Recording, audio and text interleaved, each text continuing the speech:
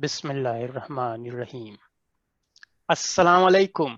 आप सबका आपके पसंदीदा प्रोग्राम में खैर मकदम है, जिसका नाम है एक मुलाकात पीसीजी के साथ। आज हम आपकी मुलाकात करवाने जा रहे हैं डॉक्टर मोहम्मद फहद उल्लाह साहब से, जिन्होंने अलीगढ़ मुस्लिम यूनिवर्सिटी से बायोकेमिस्ट्री में पीएचडी किया है और अब वो faculty of applied medical sciences, university of तबूक, Saudi Arabia में बायोकेमिस्ट्री के एसोसिएट प्रोफेसर हैं। अंडर ग्रेजुएट और पोस्ट ग्रेजुएट प्रोग्राम्स में उनका 10 साल से भी ज्यादा का टीचिंग एक्सपीरियंस है। 2006 में अलीगढ़ मुस्लिम यूनिवर्सिटी में एमएससी बायोकेमिस्ट्री में सबसे ज्यादा नंबर लाने के लिए उनको यूनिवर्सिटी गोल्ड मेडल से भी नवाजा गया। उसके अलावा उनको अपने प्रोफेशनल करियर में कई और अवार्ड मिल चुके हैं। कई कॉन्फ्रेंसेस और वर्कशॉप्स में भी हिस्सा ले चुके हैं। 2007 में चाइना जाने वाले इंडियन यूथ डेलीगेशन की एकेडमिक्स कैटेगरी की बायो साइंसेस सब कैटेगरी में ये इंडिया को रिप्रेजेंट भी कर चुके हैं। माशाअल्लाह।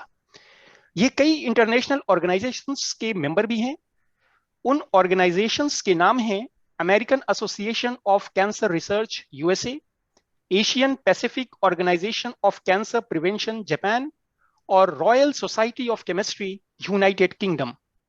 उनका ददिहाल भेका है और वो मरहूम वजी उल्लाह साहब के छोटे साहबजादे हैं। आगे प्रोग्राम में उनके चाइल्डी कनेक्शन की तफसील हम उन्हीं की जबानी सुनेंगे इंशाअल्लाह। डॉक्टर फहद, आपका हमारे प्रोग्राम में खैर मकदम है, खुशामदीद। जी अस्सलाम वालेकुम। तो मैं सबसे पहले पीसीजी ग्रुप के इस प्रोग्राम में सब नाजरीन को अपनी तरफ से खुशामदीद करना चाहूँगा और बहुत शुक्रिया अदा करना चाहूँगा अब्दुल काशिफ भाई का। इन्होंने मुझे मदऊ किया इस प्रोग्राम में और शामिल होने का मौका दिया ताकि कुछ बातें शेयर की जा सकें। तो मैं हाजिर हूँ इस मुलाकात के लिए और बहुत शुक्रिया अदा करना चाहूँगा सुंबुल बाजी का भी, वो भी यहाँ पे हैं, तो बहुत खुशी हुई। बहुत सीनियर मेंबर है, बहुत पुराना ताल्लुक है। बहुत बहुत शुक्रिया। जी मैं स्टार्ट करता हूँ। जैसे कि मुझसे पूछा गया कि मेरा चाइल्डी कनेक्शन क्या है, तो सबसे पहले मैं जो है बिलोंग करता हूँ बेका से। मेरे वालिद साहब जनाब वजीउल्लाह साहब, उनका घर है वो, और मेरे मेरे दादा शेख अनीसुल्लाह साहब। सो ये पता है आपको 16-17 किलोमीटर इलाहाबाद से बेका पूरा मुफ्ती में आता है। और अब उसका डेवलपमेंट ये है कि वो बॉर्डर्स विलेज है इलाहाबाद का, उसके बाद कौशाम्बी स्टार्ट हो जाता है। तो ये बेका का बड़ा बड़ा कुनबा है, बड़ा क्लैन था यहाँ का, जिससे कि लोग काफ़ी माइग्रेट हुए और फिर काफ़ी जगह गए। और ननिहाल मेरा जो है वो महंगाव है, मेरी वालदा का घर। मेरे नाना जो है जनाब समीउद्दीन साहब, और ससुराल मेरा जो है पीपल गाँव है। मेरे वाइफ के वालिद साहब अरशद हाशमी साहब का घर है। मेरे खालू का भी घर मूसा हाशमी साहब। और इसके अलावा मेरी बहुत नज़दीकी रिश्तेदारियाँ हैं बेगम सराय से, और ये बमरौली और सैयद सरावां। मेरी बड़ी उमानी कटौला की हैं, मेरी बड़ी चची हुसैनपुर पावन की हैं। तो बहुत वेल कनेक्टेड है चाइल्ड क्लस्टर से अल्हम्दुलिल्लाह हम लोगों की फैमिली और हम लोगों की रिश्तेदार। जी बहुत काशिफ बहुत भाई। शुक्रिया, बहुत बहुत शुक्रिया। आगे के सवालात के लिए मैं सुंबुल बाजी से दरख्वास्त करूंगा कि वो सवाल जवाब का सिलसिला जारी रखें।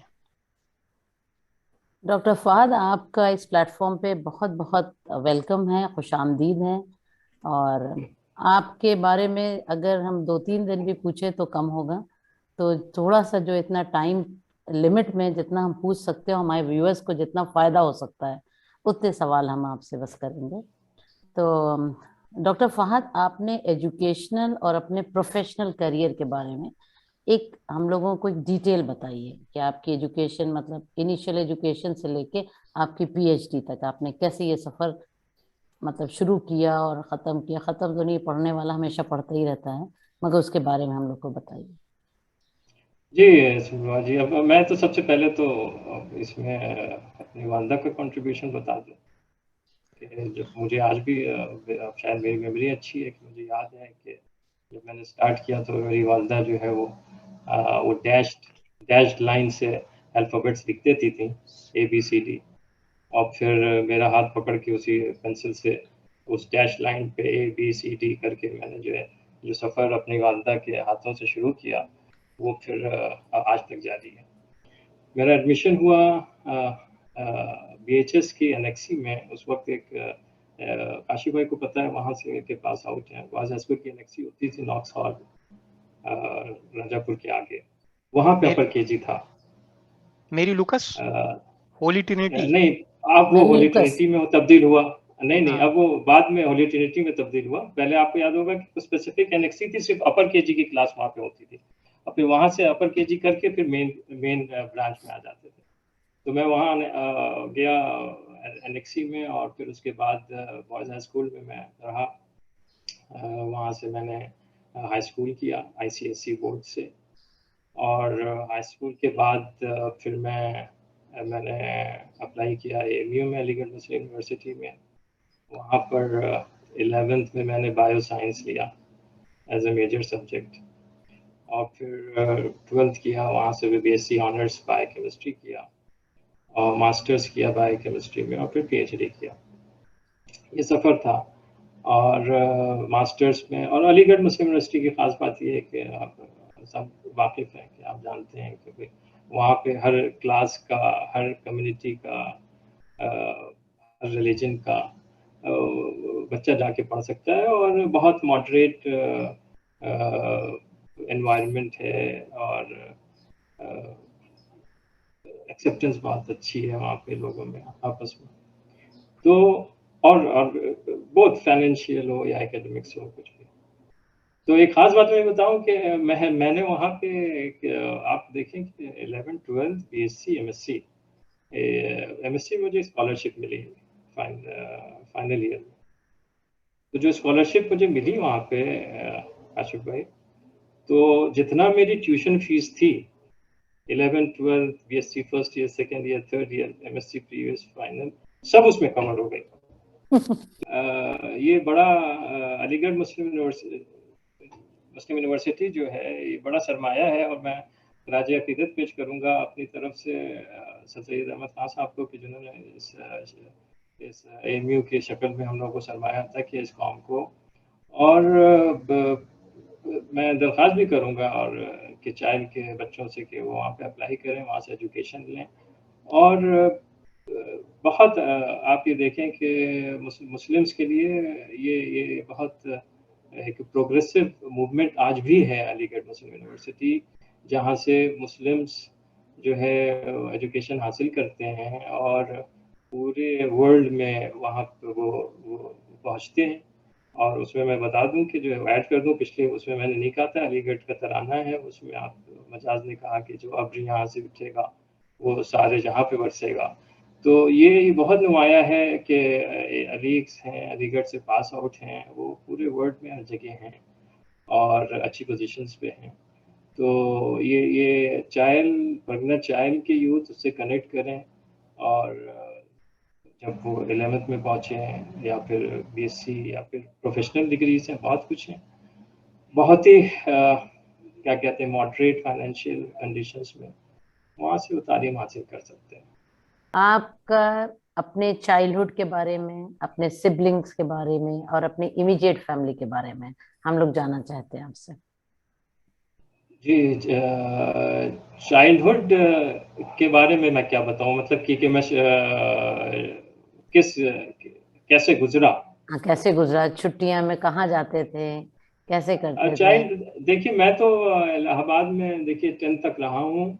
उस वक्त तक मैं बड़ा क्या कहते हैं पढ़ने लिखने वाला था शुरू से, और आना जाना बहुत ज़्यादा नहीं होता। बहुत बचपन में जो है भेका जाते थे। मेरे ख्याल से जब तक मेरी दादी जो है वो वहाँ पे एक्टिव थी भेका में, जब तक मैं आई गेस सेकेंड क्लास तक था, तो हम लोग का समर वेकेशन वहीं पे जाता था। हालांकि वो आप भी देखेंगे बड़ा टफ था उस वक्त समर वेकेशन में, रमज़ान भी पड़ता था वहाँ पे, वही अच्छा लगता था वही, मगर है ना, जून का और रोज़ा, और अब हम लोग को तो अच्छा लगता था, बड़ों का क्या हाल होता है वो तो मैं नहीं जानता, लेकिन कुछ चीजें बड़ी मुझे याद है वहाँ पे सुबरबाजी की, जैसे कि वो बर्फ की सिल्ली वो भूसे में रखी जाती थी और फिर शाम में जो है उसको निकाला जाता था, उससे शरबत बनता था। और तो जब तक मेरी दादी एक्टिव थी, वी यूज्ड टू विजिट बेहका एवरी ईयर। और उसके बाद तो बस अपने नेटवर्क में ही रहे, अपने रिश्तेदारों में ही रहे इलाहाबाद में, और 10th तक, फिर 10th के बाद अलीगढ़ चला गया मैं। उसके बाद इलाहाबाद से ताल्लुक कम रहा पिछले नेक्स्ट 13 ईयर्स। बहुत सारी शादी हुई, तभी बात में मैं शामिल नहीं हो सका। और फैमिली के बारे में मैं, मेरी वालिद साहब का इंतकाल हो गया 2015 में। मेरी वालदा हैं और मेरी बड़ी बहन फराह बाजी और बहनोई साहब अब्दुल राज़िक भाई। तो इन लोगों का बड़ा इन्फ्लुएंस है मेरी लाइफ में, फराह बाजी का और राज़िक भाई का। मेरे वालिदा की तरह शफ़क़त उनसे मिली है। उनके 2 बच्चे हैं, अरीबा अरीबा बहुत ज़हीन बीआर कर रही है अलीगढ़ से, और बेटा जो है अब्दुल बासित, वो वॉरविक यूनिवर्सिटी से यूके से जो है बैचलर्स कर रहा है इकोनॉमिक्स में। फिर मेरे भाई हैं, बड़े भाई साहब भाई, वो यहाँ पर ही हैं रियाद में, तपसी में हैं। और भाभी मेरी जो है भदोई की हैं, हैना भाभी। उनके 2 बच्चे हैं, अरकम और अरकम छोटा वाला है और दाऊद जो है बड़ा है। They are still studying 9th और 6th क्लास में। फिर छोटी बहन जो मुझसे बड़ी है, मैं सबसे छोटा हूँ, फायजा बाजी। और उनके और मेरे बहनोई साहब भाई, उनसे भी बहुत शफकत मिली है। मतलब कि बहनें तो चाहती हैं सुबरबाजी, आप तो खुद ही बहुत भाइयों में बेनतिहा चाहती हैं, भाइयों से बेनतिहा। ज़्यादा जो है बहनें चाहती हैं। तो हाँ, ये अब हकीकत है। समझिए, मैं यहाँ पे था जब ये तबुक थोड़ा सा फासले में है रियाद जद्दा से, तो जद्दा में कभी विजिट करता था, तो मेरी जो बहन है बालाबाजी, तो आप ही समझिए कि ये भर भर के जो है डिब्बे देती थी खाने की। तो जहाज से मैं लेके आता था इतने डिब्बे खानों कि मेरी वाइफ जो है उस वक्त कनाडा में थी। तो बहुत बहुत बहुत मोहब्बत करते हैं लोग माशाल्लाह। तो ये मेरी बहन और उनके 3 प्यारे बच्चे हैं। मोहम्मद सबसे बड़ा है, और फिर फातिमा है बेटी, और आयशा है।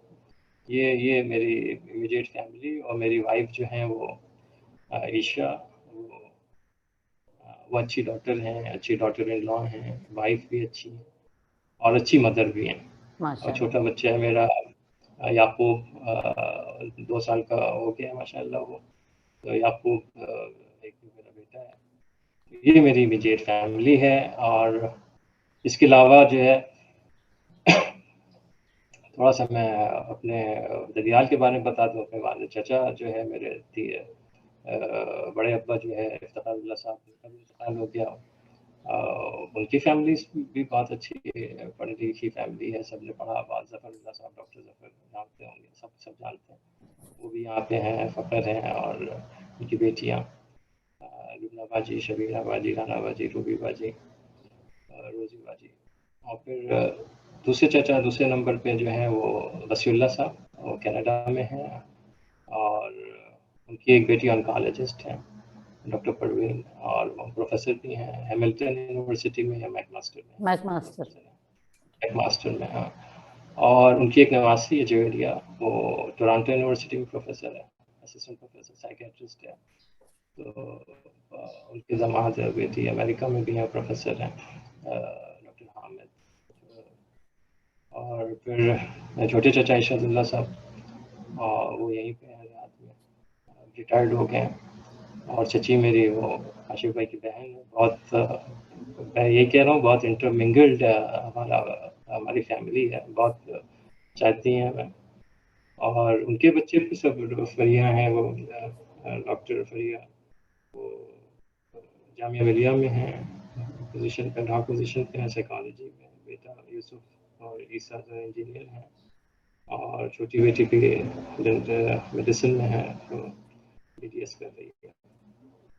फूफियाँ मेरी 2 फूफियाँ पाकिस्तान में हैं। एक उनके बड़ी फूफी जो है वो उनके ससुराल जो है ये उनका घर है हमारी सुगुलवा जी का। तो बड़ी फूफी जान का उनके सारे बच्चे अमेरिका बेस्ड हैं। और फिर छोटी जो है फूफी हैं नजमा फूफी, वो उनका बेगम सराय से ताल्लुक है ससुराल से। और जो मेरी सबसे छोटी फूफी वसीम फूफी, वो जो उनका इंतकाल हो गया, उनका बड़ा सपोर्ट था। मतलब कि मैं मेंशन करता हूँ कि वो बहुत नज़दीक रही हम लोगों के दिलों से। और बड़ा कंट्रीब्यूशन उनका रहा एज अ पिलर। वो हमारी फैमिली की थी। अल्लाह उनको जो है जन्नत बख्शे, उनकी मग़फ़िरत फरमाए। तो ननिहाल में मेरे बड़े मामू ज़ैनुद्दीन साहब हैं, असद भाई, नासिर भाई और आसिम भाई फर्रुख भाई। और उनकी जो बेटी हैं, एक बेटी है उनकी, जो मेरी मदर इन लॉ है, मेरी वाइफ की मदर है। और उनको भी मैं बहुत मिस करता हूँ। तो 2018 में उनका इंतकाल हुआ। अब आप भी देखें कि मेरे वालिद के बाद उनकी पोजीशन थी मेरे नज़र में कि बड़ा एक इमोशनल और हर किस्म का सपोर्ट, एक किस्म का उनसे मिला हम लोगों को। और फिर मेरी बीच के मछले मामू ये वहाँ पे लंदन में बेस थे, निज़ामुद्दीन साहब, वो भी नहीं है। उनकी फैमिली है, उनकी फैमिली बहुत वेल एस्टेब्लिश्ड है लंदन में, हाउस ऑफ लॉर्ड्स में भी हैं। और खैर उसको तो एक ऑनरी पोजीशन है, लेकिन as an she is business woman, strong financial adviser हैं। और उनकी बेटी चार्टर्ड अकाउंटेंट वगैरह हैं। उसके बाद मेरे छोटे मामू जो हैं वो मिसबाउद्दीन साहब इंजीनियर यहाँ पे ही हैं। उनकी एक बेटी डॉक्टर है हवाले से, और एक निमरा, मोस्टली डॉक्टर रशीद वहीं है। हस्बैंड भी प्रैक्टिस करते हैं, डॉक्टर नफीस। ये मेरे मामू या खाला में बड़ी खाला मदर रही अभी, उनका इंतकाल हुआ अभी तो एक साल पहले, पिछले रमज़ान में। तो नजम भाई, नसर भाई की वालदा हैं, तो आपा जान कहते थे हम लोग। और बहुत मिस करता हूँ मैं उनको भी बहुत। मेरी वालदा की तरह वो भी नहीं। और 2018 में जो है बड़ा शॉकिंग रहा, सॉरी इस 2018 में रहा जब भाईजान चले गए, फिर आपा जान को भी इंतकाल हुआ। तो अभी देखें कि बड़ा लंबा सफ़र रहता है इंसान का सुंबुलवा जी। और अगर हम पीछे मुड़ के देखते हैं अपने सफ़र में, तो बहुत सारे ऐसे खाने होते हैं जो खाली रहते हैं। और फिर वो बड़ा तकलीफदेह सिचुएशन रहती है जब आप देखते हैं कि इतने सारे खाने जो है खाली हो गया, खाली हो गए हैं, बिल्कुल करेंगे नहीं, बिल्कुल। और सफ़र जारी रहेगा। बहरहाल जो लोग चले गए, अल्लाह उनकी मग़फ़िरत फरमाए, उनकी जात आमीन। नसीब फरमाए, आमीन अल्लाह आमीन उसमें जोड़ रखे। तो ये मेरा आमीन। कनेक्शन और ये मेरी इमीडिएट फैमिली है चाइल्ड। बहुत अच्छा बताया डॉक्टर फहद, और सबके बारे में। और ये इसमें कोई शक नहीं है कि जो खाने खाली हो जाते हैं और आदमी पलट के देखता है, तकलीफ होती है। अल्लाह ताला उन लोग को जन्नतुल फिरदौस में आला मुकाम दे सबको। अब डॉक्टर फहद, एक बात और है कि आपका रिसर्च जो इंटरेस्ट रहा है वो है primary focus on the biochemical aspect of altered cell signalling in chronic diseases including cancer and diabetes. तो इसको थोड़ा सा एक्सप्लेन कर दीजिए भाई। बहुत सारे लोग इस फील्ड के नहीं हैं, मगर ये कैंसर और डायबिटीज सब जानते हैं। तो ये क्या चीज है, ये आपका रिसर्च इंटरेस्ट में है, रिसर्च किया, तो इसके बारे में एक्सप्लेन कर दे जी थोड़ा। जी जी, पहले मैं कैंसर के बारे में एक्सप्लेन कर दूँ। देखिए, कैंसर जो डिजीज़ है वो डीएनए डिफेक्ट से जनरेट होती है। अब हम सब जानते हैं भाई, देखिए हमारा सेल है, और सेल में जो है एक इंफॉर्मेशन सेंटर होता है जिसमें सारी इंफॉर्मेशंस स्टोर्ड होती हैं, जिसके थ्रू सेल का फिजिकल फॉर्म या फिर फंक्शनल फॉर्म जो है वो एग्जिस्ट करता है। वो डीएनए है, वो स्ट्रक्चर, उसमें कोडिंग है, उसमें इंफॉर्मेशन है। अच्छा, अगर इस कोडिंग में कोई डिफेक्ट आ जाए, जिसको हम म्यूटेशन कहते हैं। और ये म्यूटेशन ऐसी इंफॉर्मेशन में आ जाए जो इंफॉर्मेशन सेल की एग्जिस्टेंस को बरकरार रखती है, तो वहाँ डिफेक्ट आ गया। तो एक सिग्नलिंग पाथवे ऐसा होता है जो सेल के डिवीजन को कंट्रोल करता है। एक सेल की लाइफ है, कुछ फॉर एग्जांपल वो 10 बार डिवाइड करेगा, 15 बार डिवाइड करेगा, फिर डॉटर सेल्स बनेंगे, फिर वो सेनेसेंस हो जाएगा, उसकी डेथ हो जाएगी। एक लिमिटेड पीरियड ऑफ टाइम के लिए सेल डिवाइड करते हैं, तो चेक पॉइंट्स होते हैं। अब मान लीजिए कि इसकी जो सिग्नलिंग है, इसमें अगर डिफेक्ट आ गया तो सेल्स का डिवीजन जो है अनकंट्रोल्ड हो जाता है, लिमिटलेस डिविजन्स होते हैं, जो कि फिर मैनिफेस्ट होते हैं एज अ कैंसर। सो जो वेरी स्टडीज हैं, हम लोग की स्टडीज वो बेस्ड करती हैं identification of such mutations in the cellular pathways, और कुछ ड्रग्स हैं या फिर कुछ स्मॉल मॉलिक्यूलर इनहिबिटर्स हैं जिनके ज़रिए से हम उन म्यूटेशंस के इफेक्ट्स को जो है न्यूट्रलाइज करते हैं। तो अगर हमने उस म्यूटेशन के इफेक्ट को न्यूट्रलाइज कर दिया सिग्नलिंग पाथवेज में, तो जो स्टेटस नॉर्मल स्टेटस है वो रिट्रीव हो जाता है। तो ये वैसे उससे हम सेल प्रोलिफरेशन को चेक करते हैं।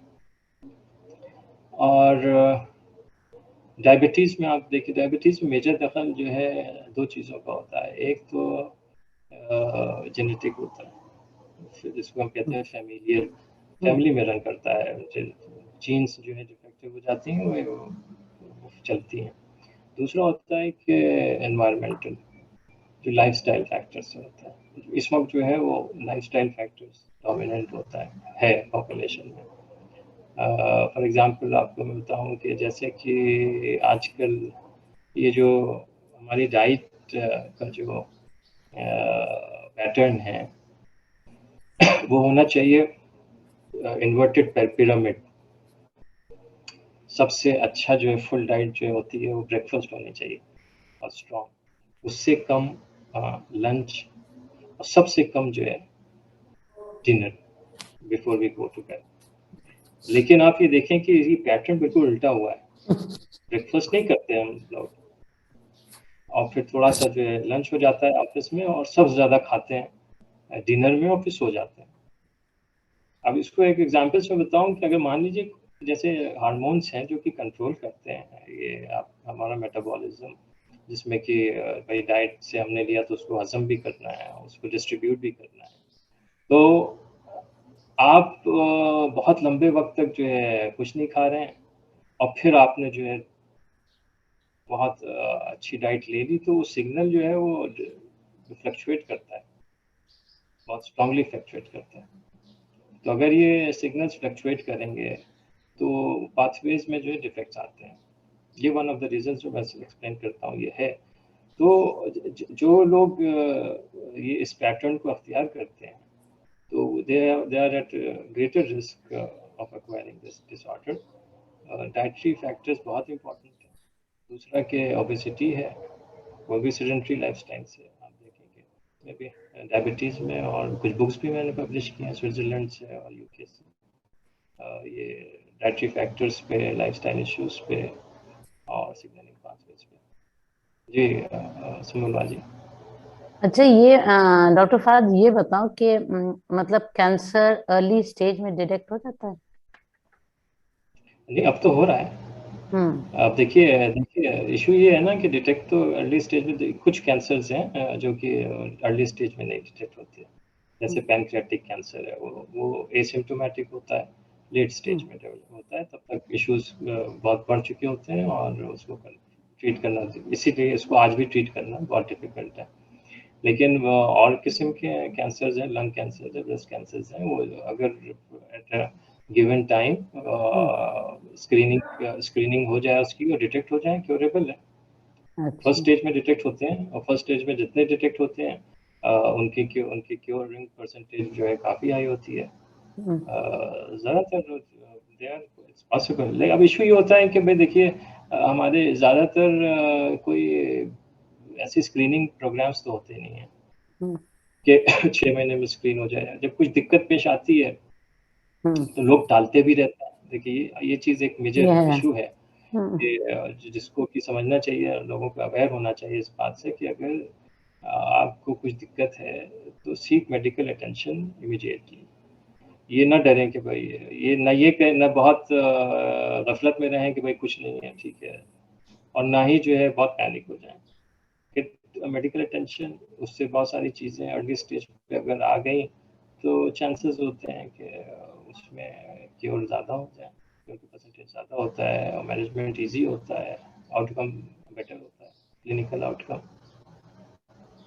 जी थैंक यू डॉक्टर फहद। आपकी एजुकेशन इलाहाबाद में इनिशियल हुई, फिर ज़्यादा वक्त अलीगढ़ में गुजरा, फिर आप सऊदी अरब आ गए, कनाडा का पीआर भी है आपके पास, तो माशाल्लाह 3 कंट्रीज तो हैं, और इंडिया में ज़्यादा वक्त अलीगढ़ में गुजरा। तो इसमें क्या फ़र्क आपको लगा? जैसे इलाहाबाद से अलीगढ़ में क्या फ़र्क लगा? फिर आपको इंडिया से सऊदी अरब में, आप एसोसिएट प्रोफेसर है माशाल्लाह तबूक यूनिवर्सिटी में, तो यहाँ पे काम करना, लोगों के साथ इंटरेक्ट करना, फिर आपने कनाडा में भी, आप कैसे भी काफ़ी चीज़ें कनाडा से भी पब्लिश हुई, पीआर भी है, तो वहाँ में और दुनिया में बहुत जगह आप गए हैं, तो क्या आपको फर्क लोगों में या काम में सबसे अच्छा कहाँ लगा, और सबसे पीछे लोग कहाँ हैं? देखिए अलीगढ़ में ज़्यादा सफ़र मेरा रहा ये एकेडमिक लाइफ का, तो वहाँ पे की ख़ास बात ये है कि भाई देखिए स्टूडेंट्स को वहाँ पे बहुत ज़्यादा जो है फैसिलिटीज़ हैं। और अगर सोशल लाइफ की बात करें तो भाई देखिए वहाँ पे सोशल लाइफ लोगों की बहुत अच्छी नहीं है। जो वहाँ पे असातिज़ा वगैरह हैं बहुत लिमिटेड फैमिली इश्यूज़ हैं उनके, बस भाई अपना अपना अपना वो रिश्तेदारी नहीं चलती है। अब शायद लोग सुने तो नाराज़ भी होंगे उन्होंने ऐसा क्यों कहा, लेकिन ये हकीकत है कि वहाँ पे जो रेजिडेंशियल एरियाज़ हैं, जो वो वो वो मतलब कि बहुत फ़ोकस्ड और they are into theirselves only family में। अच्छा, फिर अलीगढ़ से मैं सऊदी अरब नहीं आया, मैं यूएस गया। वहाँ पोस्ट डॉक मेरी यूएस से थी, तो वहाँ पे मैं नॉक्सविल में रहा, यूनिवर्सिटी ऑफ टेनेसी में। तो वहाँ के लोग अभी देखिए, अब जैसे भी जो पब्लिक है वो बहुत रिसेप्टिव है, बहुत ही हम्बल है, बहुत वेलकमिंग है। अब ऐसा भी नहीं, मैं 1-2 महीने नहीं रहा, साल भर रहा मैं। और एक एग्जांपल आप बताऊँ मैं कि एक रोज़ मैं जा रहा था, मेरा थोड़ा-सा हिली एरिया में घर था, और मुझे थोड़ा-सा चल के जाना पड़ता था, फिर वहाँ पे शटल मिल जाती थी, मैं डिपार्टमेंट जाता था। तो एक रोड क्रॉस करता था। तो एक रोज़ जा रहा था मैं, तो मैंने पहले देखा कि एक ओल्ड कपल था, वॉक पे निकला होगा मॉर्निंग वॉक, तो रोड क्रॉस करने लगा।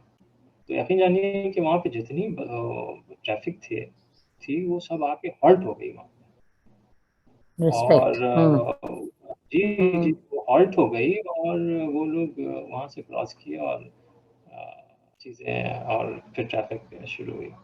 तो वो एक उनका ये एक मैं क्या उनके मिजाज में आ चुका है ये चीज़ एक हम्बल एटीट्यूड, एक पॉजिटिविटी, और एक उनके मिजाज में एक ऑर्गेनाइजेशन है। ये वहाँ मैंने नोटिस किया। इवन आप देखिए वहाँ के, आप मतलब कि एयरपोर्ट पे उतरे आप, बहुत वेलकमिंग है। अब हम इंडिया में जाते हैं, इतने पैसे यहाँ से रिमिट होते हैं एनआरआई, वो जो है ठीक से बात नहीं करते, स्माइल तक तो करते नहीं इंडियन इमिग्रेशन ऑफिसर्स, लेकिन बाहर जाएं आप तो गेस्ट होते हैं, वो बहुत वेलकमिंग होते हैं। ये रहा सऊदी अरब में, ये रहा कि यहाँ पे हम जानते हैं बहुत कंजर्वेटिव माहौल है। अब थोड़ा सा प्रोग्रेस कर रहे हैं लोग in terms of social life, तो काफ़ी चेंजेस है लास्ट 3 इयर्स में, बहुत सारा चेंजेस हैं यहाँ पे, अब ओपन हो रही है सोसाइटी, तो लोग अच्छे हैं। मैं कहूँगा मैंने इनकाउंटर जो किया वो एक्सट्रीमिस्ट सिचुएशन में रही कि कुछ लोग बहुत अच्छे हैं कि वो आउट ऑफ द वे जाके आपके लिए कुछ करेंगे, और कुछ लोग जो है बहुत ही ज़्यादा ख़राब हैं, जो कि आपको जो है कदम-कदम पे जो है ऑब्स्टिकल पैदा करते हैं। तो मीडियोकर लोग कम हैं, लेकिन ये 2 कैटेगरी बहुत है स्ट्रांग है। तो लोग ओवरऑल अच्छे ही हैं यहाँ पे। जी कनाडा आया, अब कनाडा आया। कनाडा में मेरा कोई कंट्रीब्यूशन नहीं है पीआर में, क्योंकि आपको पता है मेरी वाइफ जो है कैनेडियन नेशनल है, तो मुझे वहाँ का वीज़ा लेना था और फिर मैंने वीज़ा लिया और फिर पीआर के लिए अप्लाई किया, तो मुझे स्पाउस कैटेगरी में मिला वीज़ा। अब कनाडा में मैं कंपेयर करता हूँ कनाडा को अगर यूएस से, तो कनाडा की लाइफ जो है वो बेटर है यूएस से, क्योंकि यूएस में जो है वो जो कॉम्पिटिटिवनेस है वो बहुत ज़्यादा है, और Canada is more like a mixture of US and UK. UK बहुत काम है, अब टारगेट पे काम करते हैं और फिर अपना एंजॉय भी करते हैं लाइफ को, और यूएस में नहीं है इस। डॉक्टर फहद, आपके वालिद साहब बहुत ही उसूल वाले आदमी थे। अपने वालिद साहब की शख्सियत के बारे में थोड़ा बताएं, और उनसे जुड़ी कोई याद अगर आप हम सबसे शेयर करना चाहें तो वो भी करें।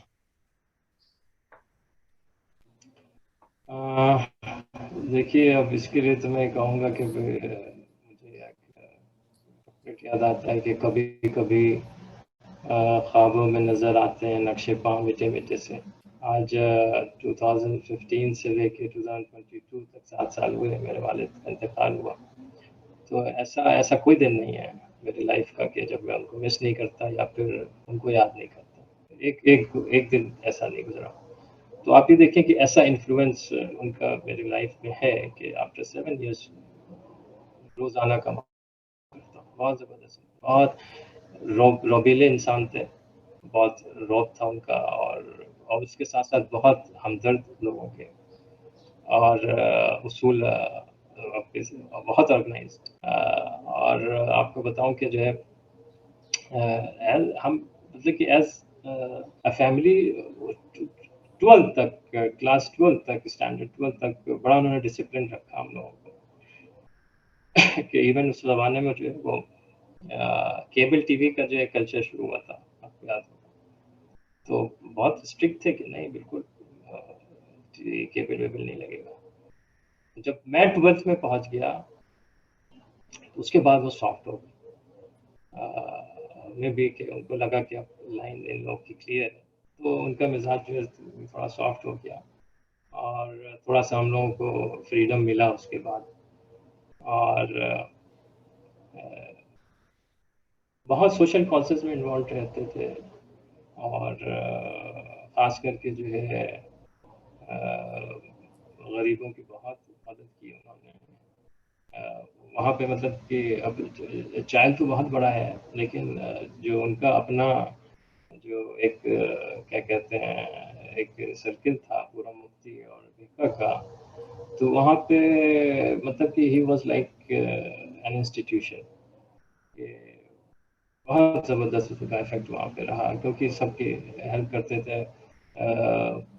वहाँ पे बहुत बूढ़ी औरतें हैं, आज भी हैं, जो कि रोने लगती हैं। मैं जाता हूँ तो मेरे वालिद साहब को याद करती कि उन्होंने आज से 30 साल पहले उनकी पेंशन लगवाई, और उन्होंने उनके साथ ये किया, ऐसे किया। तो बड़े बहुत अच्छे इंसान, और लोग उनको जो है आज भी याद करते हैं, और उनके नाम से जो है बड़े खुश होते हैं। और हम लोगों के ऊपर आपके जो डिसिप्लिन की बात है, देखिए फ्रीडम इन द सेंस कि हम लोग को उन्होंने पढ़ाया वगैरह, बहुत फोकस रहे कि हम लोग अच्छी तालीम हासिल करें, चारों भाई बहन। लेकिन उसके बावजूद ये कोई हम लोग के ऊपर चीज़ें फोर्स नहीं की उन्होंने कि कोई पर्टिकुलर फील्ड में तुम्हें जाना है, या तुम्हें डॉक्टर ही बनना है, या फला को कुछ बनना है, कोई फोर्स नहीं। अच्छा, और बहुत एनकरेजिंग एटीट्यूड रहता था। जैसे हमारा रिजल्ट आया हम लोगों का, तो अगर ए ग्रेड नहीं आया, बी आया, तो कभी ऐसा नहीं हुआ कि उन्होंने ऐसा कहा कि मैं बी क्यों आया। हमेशा ये कहा कि चलो अगली बार ए आएगा, आ जाएगा, चलो पढ़ लेना, अगली बार ए आ जाएगा। और फिर ऐसा कहते थे भाई 6th में हम लोग रहते थे तो कहते थे कि आप पढ़ लो, 7th 8th बहुत डिफिकल्ट होता है। अच्छा 7th 8th में गए तो कहने पढ़ लो, 9th 10th बहुत डिफिकल्ट होता है। तो ऐसे बताते थे, एनकरेज करते रहते थे। और फिर जब मेरा एडमिशन हुआ वहाँ पे, जब मेरा एडमिशन किया, जब मैं टेस्ट में क्वालिफाई हुआ अलीगढ़ में 11th के लिए, तो उन्होंने मुझे पता ही फोर्स नहीं किया कि तुम्हें अलीगढ़ जाना, बिल्कुल फ्रीडम दिया कि भाई देखो अगर तुम्हें यहाँ पढ़ना है तो तुम बॉयज़ स्कूल में पढ़ लो, वहाँ पढ़ो, और अगर तुम्हें अलीगढ़ जाना है तो तुम चले जाओ। तो ये तुम्हारा अपना डिसीजन है, हम दोनों तरह से जो है तुम्हें सपोर्ट करते हैं। तो बहरहाल मैंने खुद चूज़ किया। तो उनका कोई ऐसा हमेशा एनकरेज किया, कभी फोर्स नहीं किया किसी चीज़ पे। तो ये एटीट्यूड रहा। और कुछ चीज़ें, अच्छा, और अब आप कह रहे हैं कुछ याद मैं बताऊं जो नसीहत उनकी रही। एक 2-3 साल पहले अपने इंतकाल के, उन्होंने मुझसे कहा कि भाई देखो मैंने जो है ज़िंदगी में 2 चीज़ों पे फोकस किया, एक जो है अल्लाह की इबादत की है और दूसरा अल्लाह के बंदों की खिदमत की है। इसके अलावा जो है मैंने जो किया उसको, ज़िंदगी को गुजारा है, उस पर मेरा फोकस नहीं रहा। तो यही जो है तुम लोगों को भी करना है।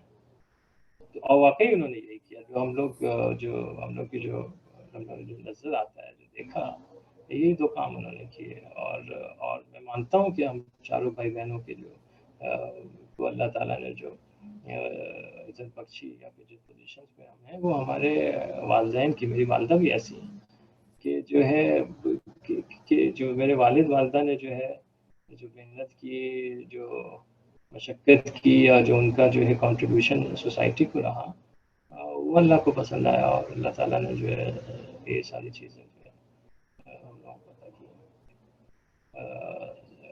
तो और प्रोफेशन से लॉयल थे, वकालत करते थे। 2020 में उन्होंने भी रिटायरमेंट ले लिया था। जी जी काशिफ भाई। बहुत बहुत शुक्रिया। माशाल्लाह आप एक होनहार नौजवान हैं। इंडिया में जो चाइली नौजवान हैं, आपकी नज़र में उनके क्या चैलेंजेस हैं और वो उनको कैसे ओवरकम कर सकते हैं? जी चाइली नौजवान, देखिए चाइल अछूता नहीं है, जो हिंदुस्तान में, जो इस मुल्क में जो बाकी नौजवानों की जो चैलेंजेस हैं, वही चाइली नौजवानों के भी मेजर है। वही बेरोज़गारी जो है, अनएम्प्लॉयमेंट का मेजर इशू है। और लेकिन मैं एक तरफ से बहुत कंफर्टेबल हूँ इस मसले के, जो नए बच्चे हैं चाइल्ड में, वो हायर एजुकेशन की तरफ जो है माइल हैं। आप देखेंगे कि यहाँ पे मेडिसिन करते हुए बच्चे भी देखेंगे, चाहे बीडीएस हो चाहे एमबीबीएस हो, इंजीनियरिंग में भी बहुत बच्चे हैं, और इवन लॉ भी कर रहे हैं, चाहे शहर में हो चाहे गांव के बच्चे हों। पहले के मुकाबले अब जो है ज़्यादा तादाद बच्चों की पढ़ाई लिखाई में आगे है। तो ये किसी भी कम्युनिटी के लिए एक पॉजिटिव इंडिकेटर होता है कि भाई we are not in a lag phase और we are not stagnant, we are going to progress. तो हम ये चाइल्ड प्रोग्रेस करेगा इस इंशाल्लाह इस एस्पेक्ट से।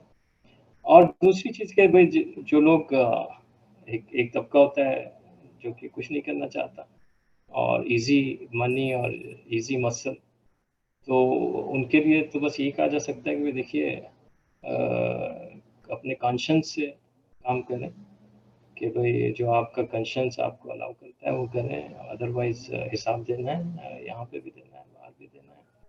और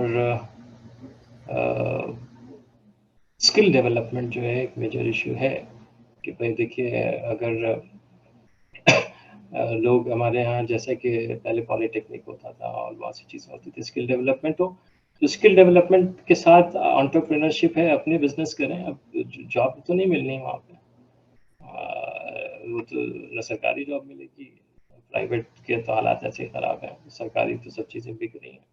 तो मेजर फोकस जो होना चाहिए वो एंटरप्रेन्योरशिप में होना चाहिए, अपने बिजनेस को कायम करें।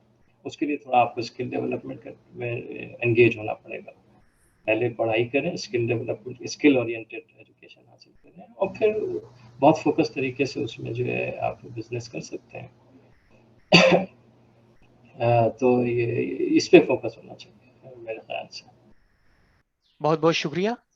आप लाइफस्टाइल इश्यूज को लेकर कम्युनिटी में अवेयरनेस फैलाने का भी काम करते हैं। हम चाहेंगे कि आप पीसीजी मेंबर्स को भी अवेयर करें। जितने लोगों को लंग कैंसर होता है उसमें जो है higher percentage 60-70% they are smokers. ये एम्पेरिकल डेटा है, तो इसलिए लिंक किया जाता है स्मोक से, ये सिगरेट से होता है ये कैंसर। और देखिए, और ये जो एक इमीडिएट प्रोसेस नहीं है कार्सिनोजेनेसिस, लाइफ बहुत लंबा वक्त लेता है। अगर किसी ने मान लीजिए कि पैसिव स्मोकर्स भी हैं कि हमारी फैमिली में कोई, किसी के फैमिली में कोई स्मोकर है, तो पूरी फैमिली पैसिव स्मोकर हो जाती है, तो उसको भले ना 20 साल के बाद उसकी फैमिली में किसी को हो सकता है। एक बार म्यूटेशन हुआ, फिर म्यूटेशन बढ़ता है, एक्यूमुलेट करता है, और जीन्स में हुआ, फिर फर्दर जीन्स में हुआ, फिर एक स्टेज आती है जबकि दैट सेल अनकंट्रोल डिवीजन में चला जाता है। तो ये एक लाइफ लॉन्ग प्रोसेस होता है। जब आप इसी भी आप देखेंगे कि कैंसर जो होता है वो ओल्ड एज में हो जाता है, सीनियर पॉपुलेशन को ज़्यादा होता है, अब 50 ईयर्स। यंग लोगों में वो परसेंटेज नहीं होती क्योंकि it takes a time to develop. तो अगर आप वो जो विंडो है लाइफस्टाइल की, उसको आप जितना अच्छा रखेंगे उतना जो है लेटेंसी पीरियड जो है वो बढ़ जाती है। अगर एग्जांपल मैं ये दे दूं कि अगर हमारी जो है लाइफ स्पैन 120 साल हो जाए या 130 साल हो जाए, तो सारी पॉपुलेशन को कैंसर हो जाएगा, ऑल पॉपुलेशन दैट 100-150 साल तक हो जाएगा, क्योंकि वो एक प्रोसेस है, म्यूटेशंस होंगे तो कैंसर होगा। तो इसलिए elderly population is more at risk. लेकिन अगेन जो हमारा पास वक्त होता है यूथ एज का, यंग स्टेज का, वहाँ पे अगर हमारी जो लाइफस्टाइल ठीक है, नो स्मोकिंग, दूसरी ये larger higher consumption of fruits and vegetables. अब देखिए, फ्रूट्स एंड वेजिटेबल्स जो है डिटॉक्सिफाई करते हैं, बहुत उसके सिग्नलिंग पाथवेज में उनके इफेक्ट्स होते हैं, उनके जो कंपाउंड्स होते हैं उसमें, ये नोन एज के डेटा है। लेस यूज और less consumption of non veg. देखिए, नॉन वेज जो है वो हाई फैट डाइट होती है, और आजकल ये है कि भाई देखिए सब नॉन वेज ही खाते हैं, और ये बहुत डिफरेंस है पहले के वक्त में आज के वक्त में, ये डाइटरी चेंजेस को लेके, जिसकी वजह से जो है बहुत सारे इफेक्ट्स हैं, डायबिटीज़ भी है जिसकी वजह से, कैंसर भी है हाई फैट डाइट की वजह से। तो ये इश्यूज़ हैं। और सेडेंट्री लाइफस्टाइल मीन्स कि भाई आप बैठे बैठे काम करते हैं, खाते हैं, फिर सो जाते हैं, फिज़िकल एक्टिविटी कम है। तो फिज़िकल एक्टिविटी जो है एक रूटीन होनी चाहिए लाइफ में। और अगर आप उस ऐसे प्रोफेशन में नहीं हैं कि जहाँ पे बहुत अच्छी फिज़िकल एक्टिविटी आप एंगेज कर पाएँ एवरीडे रूटीन में, तो एक लाइट एक्सरसाइज कीजिए एवरीडे, और इसको कंटिन्यू करें रेगुलर बेसिस पे। तो डाइटरी फैक्टर्स, फिजिकल स्टेट, ये और third is the mental state, जिसको हम स्ट्रेस कहते हैं। स्ट्रेस का बहुत ज़बरदस्त रोल है डिसऑर्डर्स में, बोथ इन डायबिटीज़ और इंक्लूडिंग कैंसर। क्योंकि आप देखिए, आप अगर स्ट्रेस में हार्मोनल डिसबैलेंसेस होते हैं, और ये हार्मोन्स जो हैं for example fight and flight responses वाले हैं, स्ट्रेस हार्मोन्स हैं, ये कंटिन्यूड एक ऐसा सिचुएशन सेल्स में पैदा करते हैं कि सेल्स जो है डिफेक्टिव हो जाते हैं। तो stress is one of the emerging factors के जो है कैंसर हो रहा है लोगों को, या फिर लाइफस्टाइल डिजीजेस लाइक डायबिटीज हो रही है। स्ट्रेस खुद से डील करना जुडिशियसली, डाइटरी लाइफस्टाइल को चेंज करना, क्या खाना है, कब खाना है, कितना खाना है, और थर्ड की फिजिकल एक्टिविटी में इंटरेस्ट लेना। ये 3 चीज़ हैं जो कि latency period, so called latency period, जो डिजीजेस आपको किसी को भी 80 साल पे क्या कहते हैं 60 साल पे मान लीजिए हो रही है, तो उसकी लेटेंसी पीरियड बढ़ा के वो 80 तक पहुँच जाएगी या 100 तक पहुँच जाएगी। तब तक आदमी खुद अपने नॉर्मल एज को पहुँच जाता है। जी काशिम भाई। बहुत बहुत शुक्रिया। डॉक्टर फहद, फिल्म वगैरह देखते हैं आप? आपकी मनपसंद फिल्म कौन सी है? फिल्म जी देखता हूँ मैं, और आजकल तो कम है, लेकिन मैं बॉलीवुड भी देखता हूँ, हॉलीवुड भी देखता हूँ। तो बॉलीवुड में तो पुरानी मूवीज़ में से मेरे महबूब मुझे पसंद है, और उसके बाद ये जो ऑल टाइम फेवरेट में तारे ज़मीन पर है, और इसके अलावा जो है एक मूवी आई थी अपहरण, आपने देखा होगा, नाना पाटेकर की, वो बहुत अच्छी मुझे लगी। और हॉलीवुड में मैं देखता हूँ ये टॉम हैंक्स की देखता हूँ, ये कास्ट अवे है, टर्मिनल है, और कीनू रीव्स की हैं स्पीड और मैट्रिक्स, एक बहुत अच्छी मूवी है कीनू रीव्स की, walk in the cloud. All time favourite Hollywood godfather देखिए, सुंगुरबाजी देखी आपने? गॉडफादर बेहतरीन, बहुत अच्छी मूवी है, और उसमें देखिए एक देखिए, उसमें एक नसीहत है सीनियर डॉन की। काशिफ भाई आपने देखी है? नहीं। अच्छा, उसमें जो है, जो 3 सीरीज में है, वो सीरीज 1, सीरीज 2, सीरीज 3। सीरीज 1 में जो है वो जो फादर डॉन रहते हैं, सीनियर डॉन, और सेकंड और थर्ड में उनके बेटे रहते हैं, जो कि एल पचिनो जो है, जिसका रोल लीडिंग रोल पे है। तो जो फादर डॉन होते हैं, वो एक नसीहत देते हैं अपने बेटे को कि भाई देखो, keep your friends close and your enemies closure.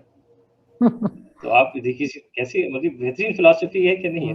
और उन लोगों के लिए, हमारे भी, हमें तो खैर हमारे एनिमी नहीं होते, हम लोगों के ज़्यादातर दोस्ती हैं, लेकिन जिस प्रोफेशन में वो लोग हैं, तो उसमें ये बड़ी अच्छी नसीहत थी कि keep your friends close and your enemies closer.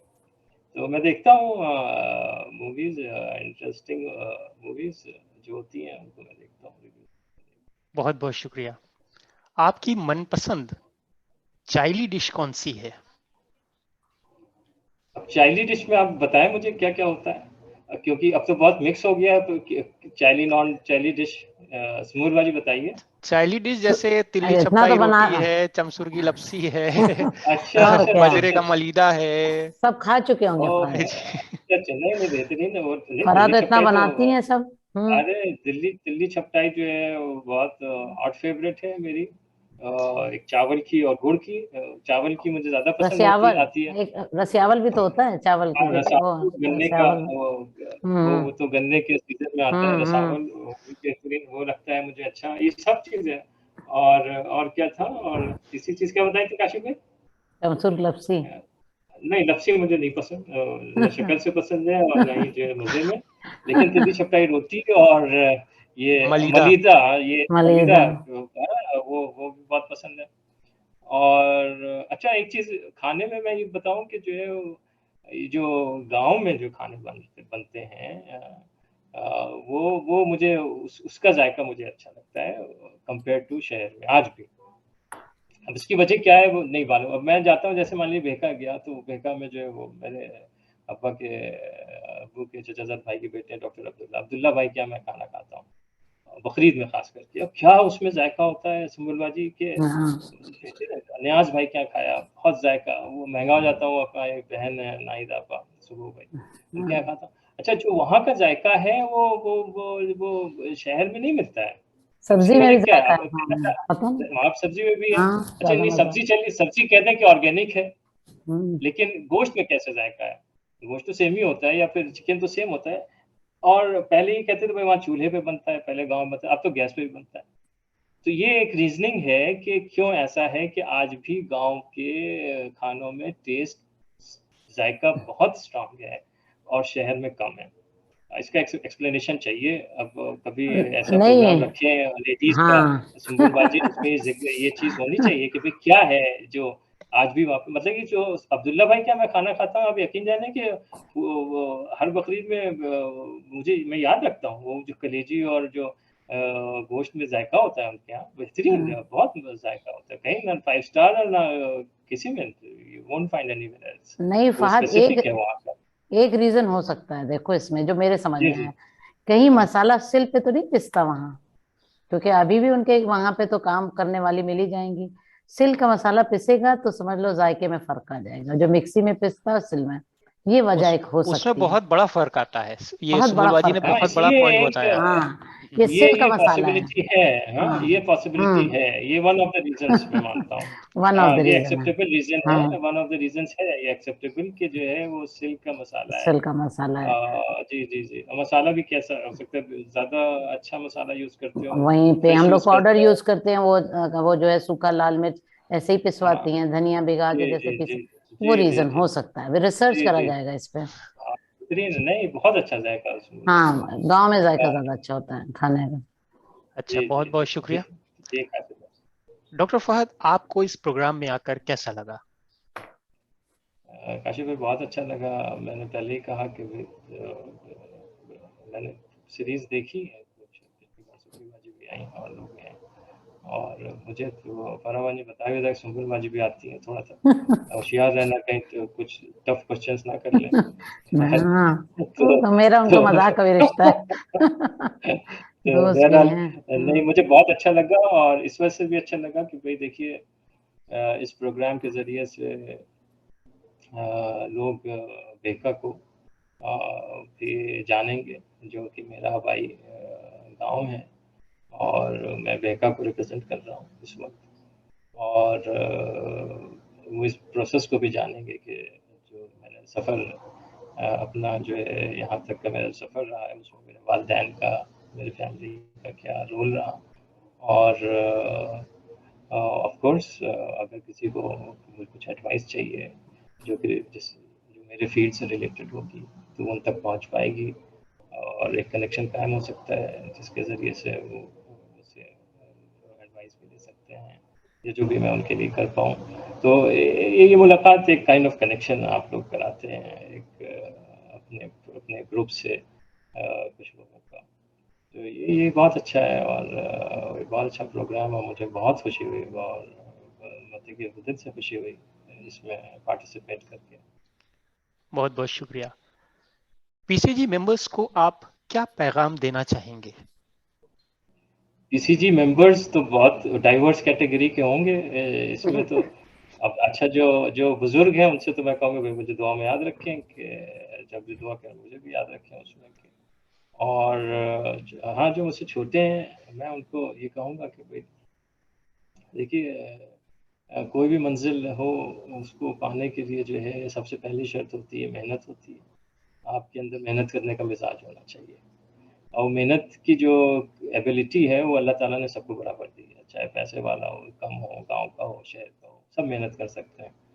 तो जो फोकस है होना चाहिए लाइफ में, वो होना चाहिए भाई आप मेहनती हो, मेहनत करें, खूब मेहनत करें, और दूसरा बड़े टारगेट सेट करें, बड़े ख्वाब देखें, और बहुत बड़े ख्वाब, जो कि शायद आप अपने आसपास ना समझ में आए कि भाई ऐसे लोग हैं, लेकिन जब बड़े ख्वाब देखेंगे तो, और उसको अचीव करने का जो है की कोशिश करते रहें, तो इनसे ये है कि भाई ये एक स्ट्रॉन्ग फाउंडेशन है, एक लाजवाब मुस्तकबिल जिसको कहते हैं, जिसमें कि आप अपने लिए, अपने फैमिली के लिए, अपने अहल के लिए, अपने आने वाली नस्लों के लिए, अपने कम्युनिटी के लिए कुछ अगर कंट्रीब्यूट कर सकते हैं, तो उस लाजवाब मुस्तकबिल की जो बुनियाद आप आज रखेंगे अपने इस मेहनत से, और अपनी कोशिश से, और अपनी ईमानदारी से। ईमानदारी जो मैं कह रहा हूँ ये है कि भाई कॉन्शियंस के साथ जो है कॉम्प्रोमाइज़ ना करके जो मेहनत की जाए, जो कोशिश की जाए, उसमें ही बरकत होती है। ये बहुत मेन एस्पेक्ट है कि भाई कॉन्शियंस को ज़िंदा रखें, और उसके बाद मेहनत करें। एक चीज़ ये हो गई। दूसरी चीज़ ये, भाई देखिए, चाइल्ड का कल्चर, इस पे एक प्रोग्राम होना चाहिए काशिफ भाई, कि चाइल्ड कल्चरली बहुत रिच रहा है, अब ज़वाल है कल्चर पे, ये आप सब जानते हैं, लेकिन एक ज़माना था कि बहुत बहुत कल्चरली रिच है, और ये वजह है कि जो परगना चाइल्ड जो है एज अ क्लस्टर इमर्ज हुआ, और लोगों से मुख्तलिफ पहचान हासिल की, ये उसके कल्चर का इसमें बहुत बड़ा जो डिफरेंट गांव हैं प्रज्ञा चाइल्ड के, उसमें आपस में जैसे कि बहुत सारे लोगों के पास, किसी के पास पैसा हुआ, किसी के पास पैसा नहीं है, कोई एजुकेशनली फॉरवर्ड है, जैसे सरिसरामा एजुकेशनली फॉरवर्ड था, और कुछ गांव में भाई सर्विस वाले लोग रहते थे जिनके पास सर्विस थी, कुछ गांव में जो है फार्मिंग करते थे, खेती करते थे, लेकिन जो एक बाइंडिंग फैक्टर चाइल्ड में रहा वो उनका कल्चर था।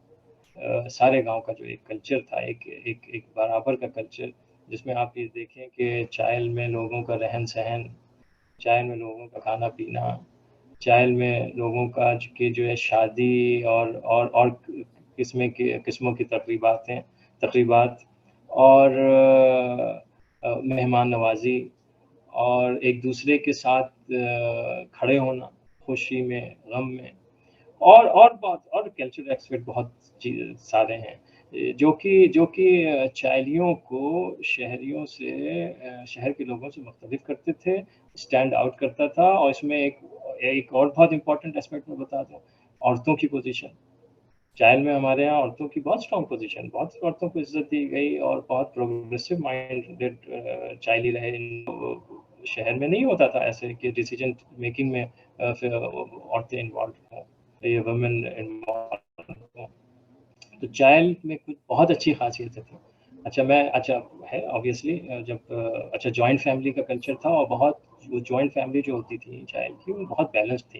बहुत चीज़ें कल्चरली चेंज आया है जो एक रिवाइवल की ज़रूरत है। और आप कहीं पे भी कुछ भी हो जाएं, कल्चरल आइडेंटिटी एक बैगेज की तरह आपके साथ हमेशा रहेगी। लास्ट मैसेज ये है कि भाई देखिए, यूथ के लिए अल्लामा इकबाल के का मैसेज है ये। डॉक्टर अल्लामा इकबाल साहब का मैं थोड़ा बहुत पढ़ता हूँ उनको ट्रांसलिट्रेशन में कि भाई मेरी ज़िंदगी का मकसद मेरे दीन की सरफराजी, मैं इसीलिए मुसलमान हूँ और मैं इसीलिए नमाजी। जी काशिफ भाई। बहुत बहुत शुक्रिया डॉक्टर फहद, आज आप बतौर मेहमान इस प्रोग्राम में आए, उसके लिए आपका बहुत बहुत शुक्रिया। काशिफ भाई, बहुत शुक्रिया मैं अदा करना चाहूँगा आपका, सुंबुल बाजी का एज ए पैनलिस्ट, और बहुत शुक्रिया उन लोगों का भी मैं अदा कर दूँ इस वक्त जो आपके प्रोग्राम के नाज़रीन हैं, जो कि इस प्रोग्राम को वॉच करेंगे। और मैं ये समझता हूँ कि ये प्रज्ञा चाइल्ड ग्रुप का जो ये प्रोग्राम है, इसका सिलसिला जो है जारी रहे, और इससे हम सब जो है कनेक्ट हो पाएँ, और इससे हम सब जो है फ़ायदा हासिल करें, इससे हम लोग मुफीद हों। और ये बहुत अच्छा एक प्रोग्रेसिव माइंडेड एक थॉट प्रोसेस है, जो जिसमें आप लोगों की माशाअल्लाह मशक्क़त है। आप लोगों ने इसको एस्टैब्लिश किया, और पूरे क्या कहते हैं, एंथुसियाज़्म के साथ इसको आप लोग जो है चला रहे हैं। तो मेरी गुड विशेस प्रज्ञा चाइल्ड ग्रुप के इस प्रोग्राम को, और इंशाअल्लाह इसका सिलसिला जारी रहे, और इससे हम लोगों को जो है फ़ायदा पहुँचता रहे। जी बहुत बहुत शुक्रिया। बहुत शुक्रिया। बहुत बहुत आमीन। शुक्रिया डॉक्टर फहद। अब आप सबसे इजाजत चाहूंगा। उम्मीद करता हूं आप सबको आज का एपिसोड पसंद आया होगा। अगले एपिसोड में इंशाअल्लाह हम एक नए मेहमान के साथ फिर हाजिर होंगे। तब तक के लिए अल्लाह हाफिज।